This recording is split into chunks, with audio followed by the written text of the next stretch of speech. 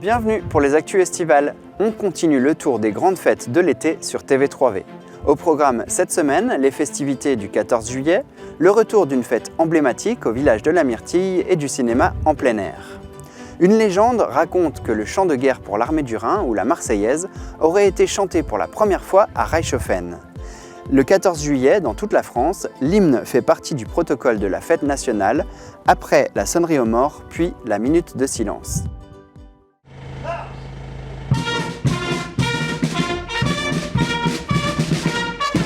Le départ est donné. Dans les rues de Gundershofen, on défile pour la fête nationale. Dans le cortège, les pompiers, la musique Saint-Vendelin, associée à la batterie fanfare de Haguenau, les représentants du conseil municipal, les enfants élus, le représentant de la gendarmerie nationale et la population.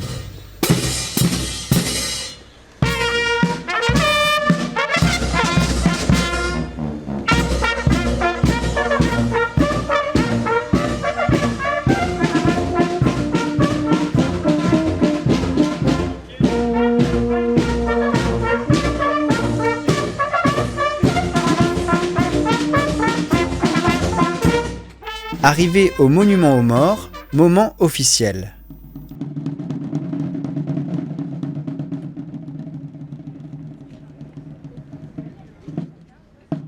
Le maire Victor Vogt commémore dans son discours la fête de la Fédération du 14 juillet 1790 et rappelle les valeurs fondatrices de la République plus que jamais actuelles. Il y a, je crois, une forme d'hypocrisie de notre époque que nous devons surmonter. Il y a certes toujours des bastilles à faire tomber.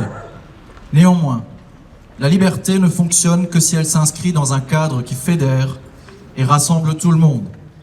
Il ne peut y avoir de liberté lorsque l'on reste centré sur son quant à soi. Il ne peut pas y avoir de liberté si l'on n'assume pas que la République est la règle commune qui s'applique à tous et que la nôtre choisit ses règles par des processus démocratiques. Citoyens, formez vos bataillons,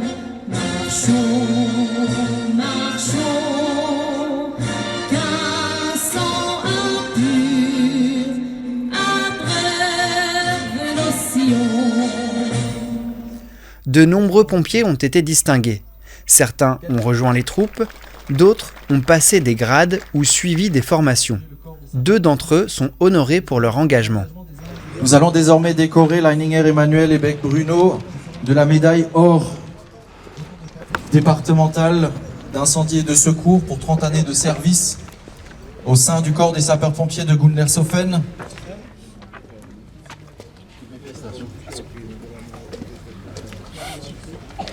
La soirée s'est poursuivie dans la salle des fêtes, puis s'est clôturée par un feu d'artifice.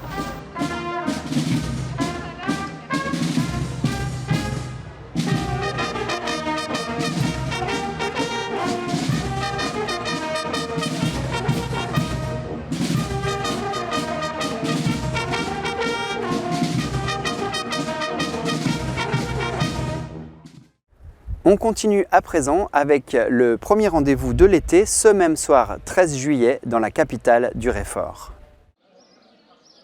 La prise de la Bastille du 14 juillet 1789 est fêtée à Mittesheim avec un apéro village.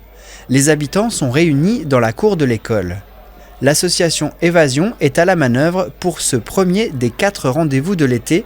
Suivra un apéro avec les parents d'élèves le 29 juillet, le Mestier le 15 août avec l'Interassociation des Lotse et le Poker Club des Vosges du Nord organisera le dernier apéro village fin août.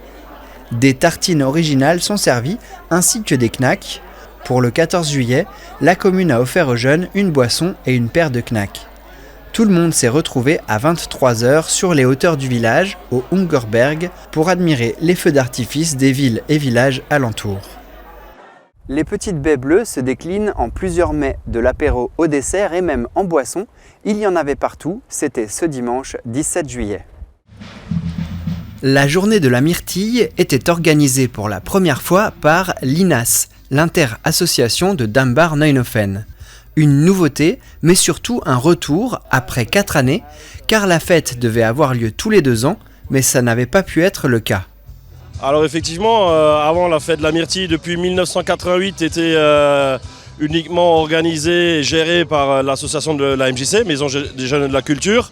Et là maintenant c'est une première, on a fait ça avec le regroupement de l'association interassociation, avec les pompiers, l'école, la ProRes, l'amicale des sapeurs-pompiers et le football club de Dambach, avec le soutien bien sûr de la commune. Et la MJC, étant membre de l'INAS, elle a encore apporté toute son expérience pour la préparation de la journée. Les organisateurs ont passé une grosse commande, mais les producteurs n'ont pas pu livrer toutes les myrtilles espérées à cause de la météo. En un peu plus d'1 heure, le stock était vendu, mais il restait beaucoup de myrtilles dans les produits des différents stands. Qui dit journée de la myrtille, on propose tous les produits autour de la myrtille, je dirais de l'apéritif jusqu'au dessert. Donc avec le vin de myrtille, la bière à la myrtille, les kirs myrtille. Et cette année, on a même innové, donc une nouveauté avec une saucisse blanche à la myrtille, avec des myrtilles séchées à l'intérieur. Et après, forcément, tous les desserts, en passant par la glace, les tartes myrtilles, éclairs myrtilles, même de la muffin myrtille, crêpes, gaufres myrtilles. Et bien sûr, la tarte flambée à la myrtille. Des exposants aux bénévoles, l'ambiance est à la fête. La piste de danse ne désemplit pas. Donc au niveau animation, on avait les Chimères donc, qui faisaient des musiques et danses brésiliennes en apéritif concert. Depuis début d'après-midi, l'orchestre Santa Rosa qui nous met un peu d'ambiance. Et on a aussi le réseau animation intercommunal qui fait des animations pour les enfants avec le village des défis. Les organisateurs estiment qu'il y avait environ 4000 personnes. Ce n'est pas un record établi il y a plus d'une quinzaine d'années, mais c'est satisfaisant pour une reprise. La journée de la myrtille est prévue tous les 2 ans, mais qui sait, la tentation de revenir dès 2023 est là, tout dépendra de l'ensemble des bénévoles.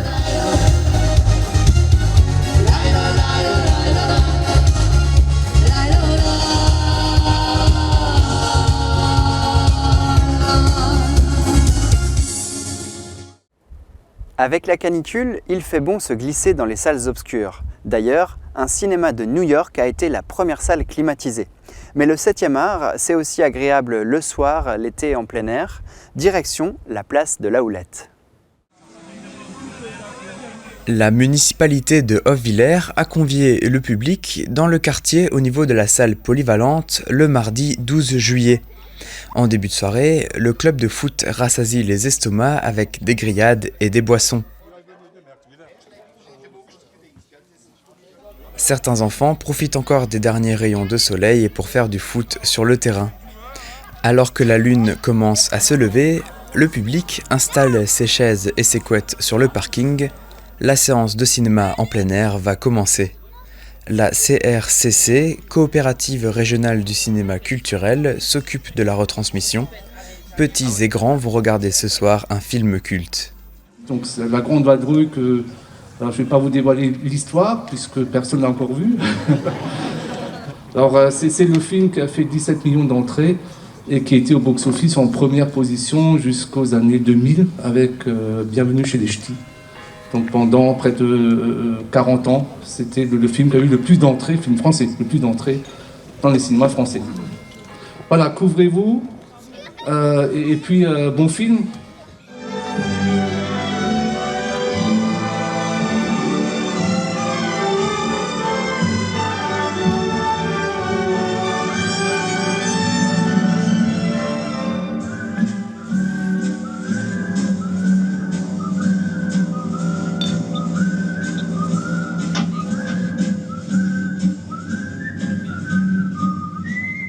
Au fur et à mesure de la soirée, la nuit tombe, les spectateurs sont plongés dans l'obscurité et profitent pleinement de la projection du film sur la toile blanche.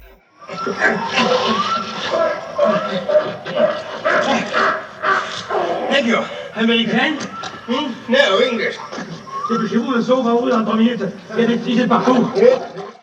En fonction des retours, si cette première soirée cinéma en plein air a plu aux habitants, la commune pense réitérer l'opération tous les ans.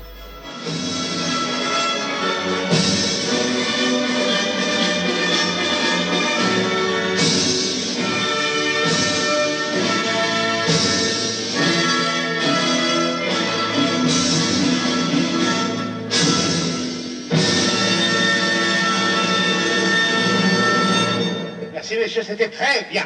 C'était très bien. Cette édition de l'été des Actus se termine. Merci de nous avoir regardés. Prochain rendez-vous le 29 juillet avec Lucas avant qu'on ne se retrouve pour Moment Scène et on vous prépare plein de surprises. Tout de suite, c'est les messages clairs tournés à l'école René Eglès de Gumbrechtsshoffen. Avec cette chaleur, restez au frais, buvez de l'eau et surtout, portez-vous bien.